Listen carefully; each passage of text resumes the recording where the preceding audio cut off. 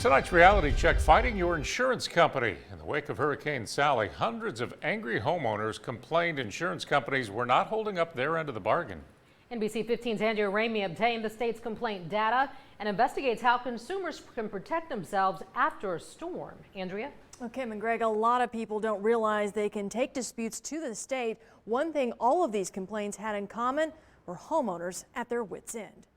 And it came down back right over this master bedroom. A large live oak limb crashed into Glenn McIntosh's Mobile home when Hurricane Sally hit. Came through the ceiling and the branches were hanging down here. The damage created gaping holes in his roof. Rainfall from Sally saturated the floors and drywall.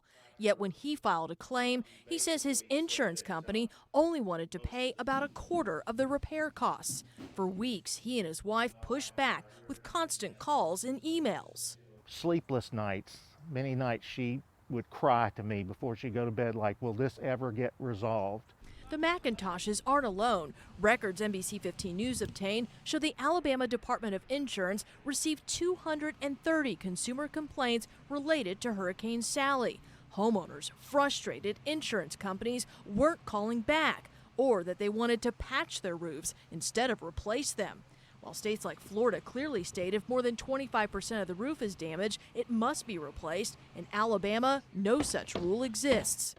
Another complaint stated a roofing company went through a Foley neighborhood and multiple storm victims signed what they thought was a contract for a new roof. Instead, they were signing an assignment of benefits, transferring their insurance benefits over to the roofer.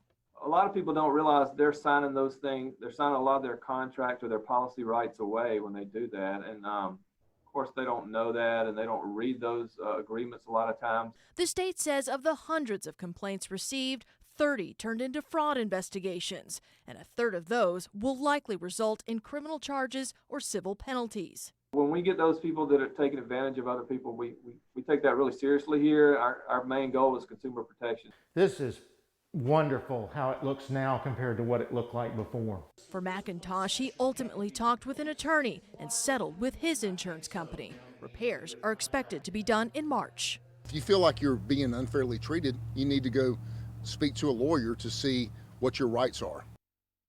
Now, some things to keep in mind after a storm. Know what you're signing, especially if you're signing an assignment of benefits, and understand if your insurance company is what's called either an admitted or non-admitted carrier. Non-admitted companies are not backed by the state.